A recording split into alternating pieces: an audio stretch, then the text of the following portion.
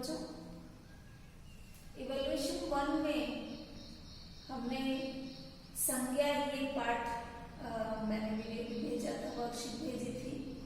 अभी मैं हर हफ्ते आपको व्याकरण का एक कोई भी एक टॉपिक भेजूंगी, यानी हम टेक्स्ट बुक रिविजन के साथ साथ व्याकरण का भी पढ़ाई करते रहेंगे, ऐसा मैं सोच रही हूँ।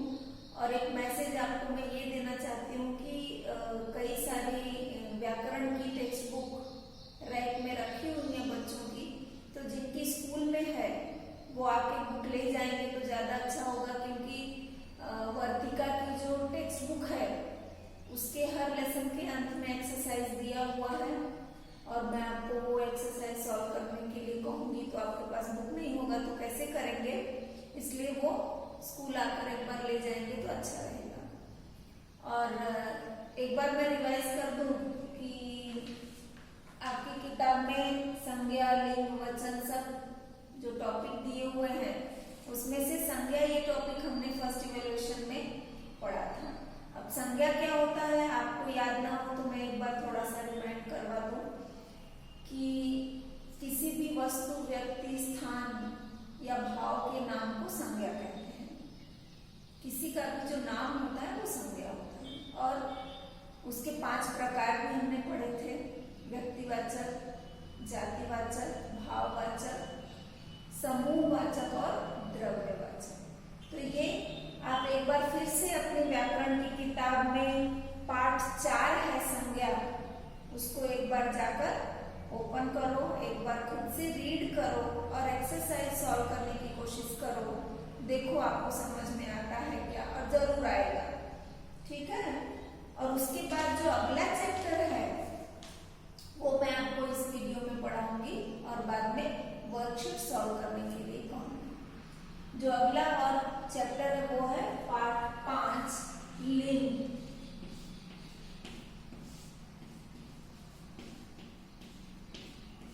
लिंग को हिंदी में क्या, इंग्लिश में क्या कहते हैं? जेंडर। जेंडर इस किताब में ऐसा दिया है: विद्यालय में अध्यापक अध्यापिकाओं के सहयोग से छात्र छात्राओं ने बाल कवि सम्मेलन का आयोजन किया। सभी आगंतुकों, बालक बालिकाओं, नर नारियों को व्यवस्थित ढंग से बैठाया गया। मंच पर अनेक बाल कवि और कवित्रियां विराजमान थीं। ऊपर लिखे अनुच्छेद को ध्यान से पढ़ो। उसमें से कुछ शब्द पुरुष सूचक हैं, कुछ स्त्री सूचक हैं। विद्यालय, अध्यापक, छात्र, कवि, बालक और नर ये पुरुष सूचक हैं।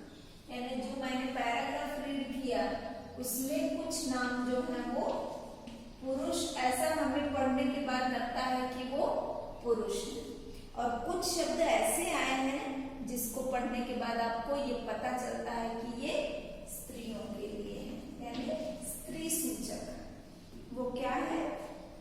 अध्यापक, छात्र,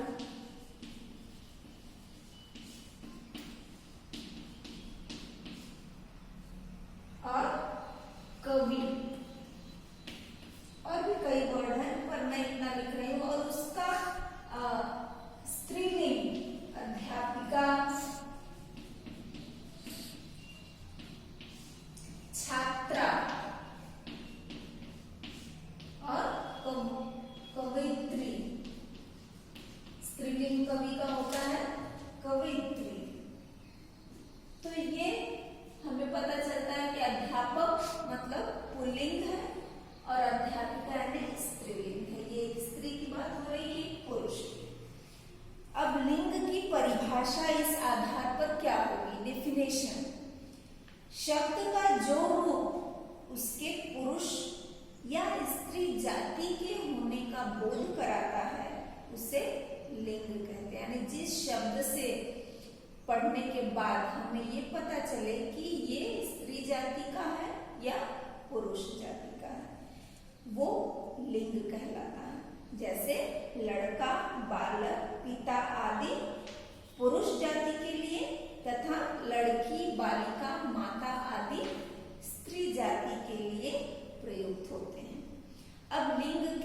भेद होते हैं, दो भेद होते हैं। लिंग के भेद, भेद यानी प्रकार, लिंग के भेद यानी प्रकार, दो प्रकार के होते हैं। पहला पुल्लिंग, पुल्लिंग यानी पुरुष का, जिससे पता चले कि ये शब्द पुरुष के लिए प्रयुक्त हुआ है, वो पुल्लिंग कहलाता है। और दूसरा स्त्रीलिंग, जिस शब्द से पता चले कि यह शब्द किसी स्त्री के लिए है, वो स्त्रीलिंग होता है। ठीक है, आगे नेक्स्ट पेज पर स्त्रीलिंग और पुल्लिंग की परिभाषा की गई है। शब्द के जिस रूप से उसके पुरुष जाति के होने का बोध हो उसे पुल्लिंग कहते हैं।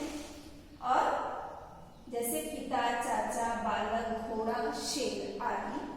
स्त्रीलिंग शब्द के जिस रूप से उसके स्त्री जाति के होने का बोध हो उसे स्त्री कहते हैं, स्त्रीलिंग कहते हैं। जैसे माता, चाची, बालिका, घोड़ी, शेरनी आदि। अब लिंग की पहचान। अब आपको लिंग पूछा जाता है कि एक पैराग्राफ दे दिया, उसमें कितने शब्द स्त्रीलिंग हैं, कितने शब्द पुल्लिंग है। अगर आपको ऐसा पहचानने के लिए कहा जाए तो आप कैसे पहचानेंगे?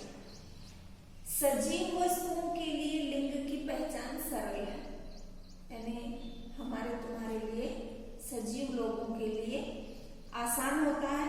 यदि वे पुरुष जाति के हैं तो पुल्लिंग, और यदि वो स्त्री जाति के हैं तो स्त्रीलिंग होते हैं। किंतु निर्जीव वस्तुओं की पहचान कठिन होता है। निर्जीव वस्तुओं के लिए वो स्त्रीलिंग है कि पुल्लिंग, वो पहचानना थोड़ा कठिन होता है। लिंग निर्णय के लिए कोई निश्चित नियम नहीं है, फिर भी निम्नलिखित बातों को ध्यान में रखने से शब्दों के लिंग निर्णय में सहायता मिलती है। यानी आपकी किताब में कुछ इंस्ट्रक्शंस, कुछ ऐसी बातें दी गई है कि आप निर्जीव चीजों जैसे पंखा है, बेंच है, कुर्सी है, मेज है, ये सब चीजें क्या है? निर्जीव है। अब इसमें कौन सा शब्द स्त्रीलिंग है, कौन सा पुल्लिंग है, ये पहचानना थोड़ा कठिन होता है। उसके लिए कुछ यहाँ आपको पॉइंट्स दिए गए हैं समझने के लिए, जिसको पढ़कर आप समझ सकते हो कि कौन सा शब्द स्त्रीलिंग होगा, कौन सा पुल्लिंग। जैसे महीनों के नाम पुल्लिंग होते हैं। महीनों के जितने भी नाम होते हैं, जैसे हिंदी महीनों के नाम चैत्र, बैसाख, ज्येष्ठ, आषाढ़, श्रावण, ये सारे शब्द वो पुल्लिंग होते हैं। दूसरा दिया है आगे कि जो पर्वतों और महासागरों के नाम होते हैं, जैसे हिमालय, हिंद महासागर, ये सारे शब्द पुल्लिंग होते हैं। और जितने भी ग्रह नक्षत्र हैं, जैसे मंगल, बुध, शनि, ये सारे पुल्लिंग होते हैं। सिर्फ पृथ्वी एक ऐसा ग्रह है जो स्त्रीलिंग है। और दिनों के नाम पुल्लिंग होते हैं, जैसे सोमवार, मंगलवार, बुधवार, गुरुवार, ये सारे शब्द पुल्लिंग होते हैं। और शरीर के अंगों के नाम, जैसे दांत, मुख, पेट आदि, किंतु नाक, आंख, नस आदि इसके अपवाद है। यानी उसमें भी कुछ शब्द जैसे यहाँ दिया कि नाक, आंख, ये अपवाद है, ये पुल्लिंग नहीं है। मेरी नाक हम कहते हैं, मेरा नाक नहीं कहते हैं, यानी वो स्त्रीलिंग है। तो शरीर के कुछ अंग भी स्त्रीलिंग में आते हैं और कुछ पुल्लिंग में आते हैं।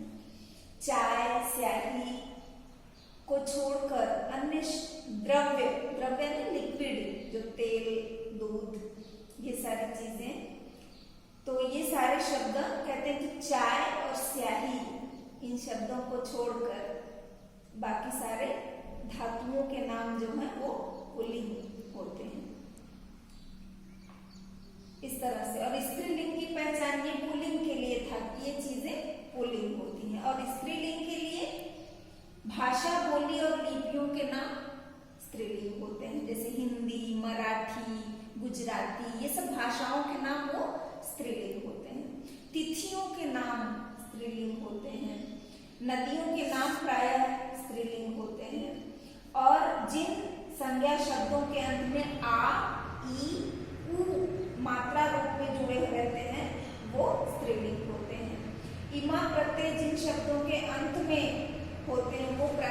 स्त्रीलिंग होते हैं, जैसे लालिमा, कालिमा। और भात, रायता, हलवा, पराठा इत्यादि कुछ अपवादों को छोड़कर शेष सारे जो पकवान होते हैं यानी व्यंजनों, खाने की चीजों के नाम, वो सब स्त्रीलिंग होते हैं। तो ठीक है, इसके बाद यहाँ आपके लिए बहुत सारे स्त्रीलिंग और पुल्लिंग के शब्द दिए हैं। होमवर्क आपका ये है, ये वीडियो देखने के बाद मैंने आपको एक्सप्लेनेशन का जो पार्ट था वो एक्सप्लेन किया। आप ये जो शब्द, कौन से शब्द का स्त्रीलिंग कैसा होगा, ये यहाँ 2-3 पेज में दिया गया है। वो आप एक बार सिर्फ रीड करना, वो लेसन पढ़ने के बाद आप इसको रीड करो।